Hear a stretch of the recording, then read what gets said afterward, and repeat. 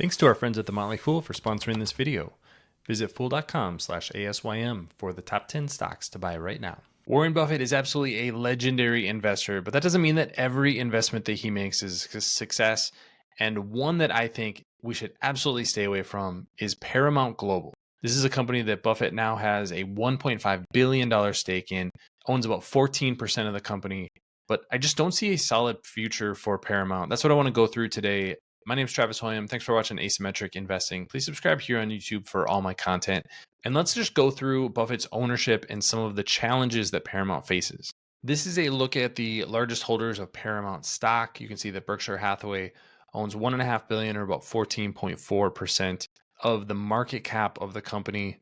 And if we click over here to an overview, you can see that shares have really struggled, hit over $70 per share in 2017 and really have been on a decline since then, except for this strange spike here, if you remember that happened during the pandemic. But a couple of things that I want to highlight. One is the debt level, $17 billion worth of debt compared to a market cap of $9.3 billion. So a heavily debt-laden company, only about $1.7 billion worth of cash. And let's look at the company's operations, because I think there's not really a lot to like with where Paramount is today. This is a look at Paramount's revenue. Now, there's a couple of things that go into this. One of the reasons that revenue has stopped growing is the cable bundle has really come under a lot of pressure. That's going to put pressure on the company's best revenue source. And we haven't seen nearly enough growth in streaming to offset those losses. I'm going to pull up net income here, and you can see that since 2022, Paramount has gone from a $4 billion profit on a net income basis to losing $1.6 billion over the past year. What is the reason for that? Well, the big reason is the company is betting on its streaming services. And this is not one of the big streaming companies like Disney or like Netflix, where there are over 100 million subscribers. This is one of the smaller companies that's really trying to get into the streaming business, has some decent assets. CBS maybe doesn't translate well to streaming, so I don't know if that's going to work particularly well, but it does have MTV, Comedy Central, Paramount Pictures is also a very valuable studio. So there's some content there, but the company's obviously losing a ton of money on streaming. And so what is the reaction? Well, the reaction has actually been to increase prices. You can see here, this was announced a couple of weeks ago that Paramount is going to be increasing prices. This increase isn't huge, but it's $1 a month for Paramount Plus Essential, and for Paramount Plus with Showtime, this is a $2 a month increase.